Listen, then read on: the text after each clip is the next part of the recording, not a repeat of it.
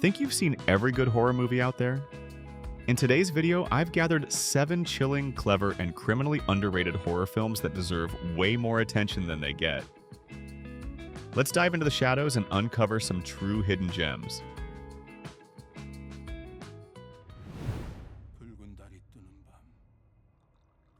The Eighth Night is a South Korean supernatural thriller that blends Buddhist mythology with Western horror.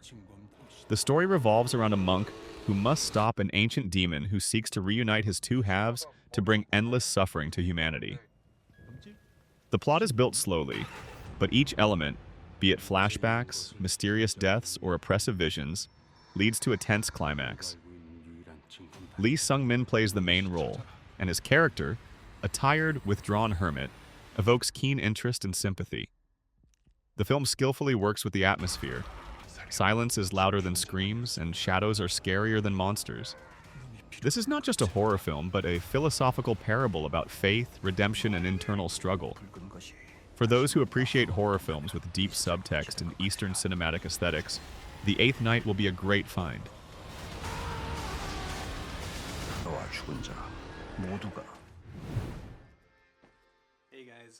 Death of a Vlogger is a rare indie horror film that manages to scare not with jump scares, but with an idea. The film tells the story of a video blogger who tries to prove that something paranormal is happening in his apartment. He sets up cameras, broadcasts live, and soon his channel begins to rapidly gain popularity. But as the audience grows, so does the horror, which no longer seems staged. Director Graham Hughes skillfully balances between a mockumentary and a real thriller, raising questions of trust, media manipulation, and the thirst for likes. The filming style makes the events almost documentary, and the acting is frighteningly believable. This is not just a horror film, but a reflection on the boundaries of truth in the YouTube era. The film is definitely worth the attention of those who are tired of formulaic horror films and are looking for something fresh and psychologically disturbing.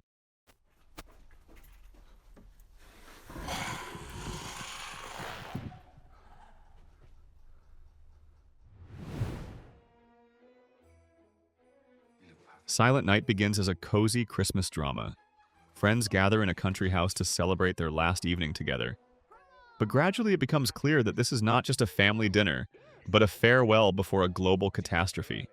The atmosphere from light irony imperceptibly slides into horror when the heroes, faced with inevitability, try to maintain dignity, love, and at least a drop of normality.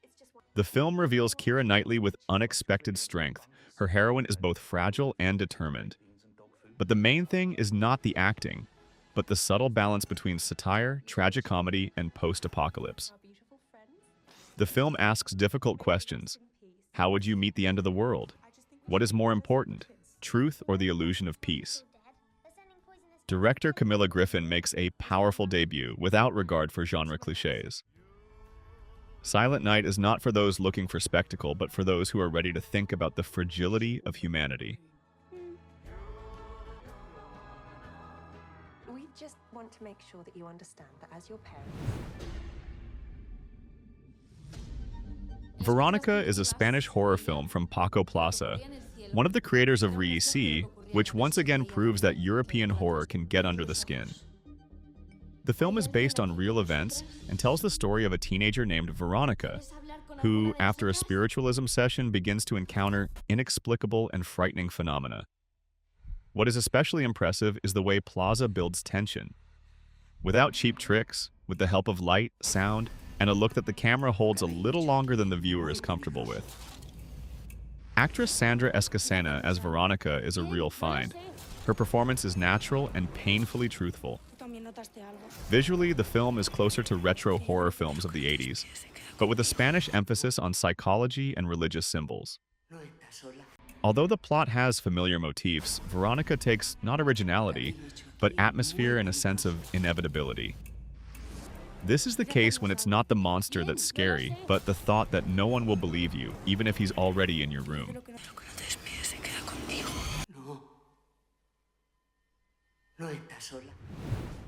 If you are constantly looking for good movies to watch and spend a lot of time on it, then why not leave this matter to me? On this channel, you can find selections of the best movies of different genres. All you need to do is subscribe to my channel and follow the releases of new videos. There's Something in the Barn is a Norwegian Christmas horror comedy that cleverly plays on contrasts. Cozy snow, Christmas lights, and bloodthirsty elves. An American family moves to an inherited house in the Norwegian mountains dreaming of a quiet life, but instead encounters an ancient Scandinavian evil that really doesn't like it when rules are broken. The film doesn't try to be serious, and this is its strong point. It is funny, ironic, and at the same time truly cruel when necessary. Visually, everything is filmed brightly, almost cartoonishly, which only enhances the effect of sudden outbreaks of violence. Particularly pleasing is the attention to local folklore. The elves here are not cute Santa's helpers, but vengeful creatures with their own code.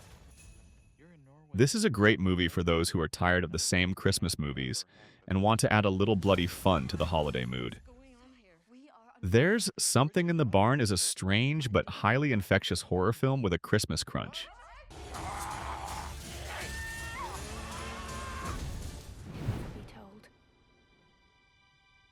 Byzantium is a dark and sophisticated take on the vampire myth from Neil Jordan, director of Interview with the Vampire. But unlike the gothic opulence of his previous film, this one is more intimate, melancholy, and almost poetic. The story revolves around two vampire women, a mother and daughter, hiding in a forgotten seaside town. They live for centuries, feeding not on blood but on secrets, and each of them struggles with immortality in her own way. One with cynicism, the other with a longing for humanity. The film is meditative, visually captivating, a crimson palette, symbolic drops of blood, blurred memories. Saoirse Ronan, as always, is subtle and profound, perfectly conveying the inner struggle of her heroine. Byzantium is not a horror film, but rather a tragedy about time, isolation, and female vulnerability in eternity. If you're looking for a vampire story without cliches, with real mood and feeling, this film deserves your attention.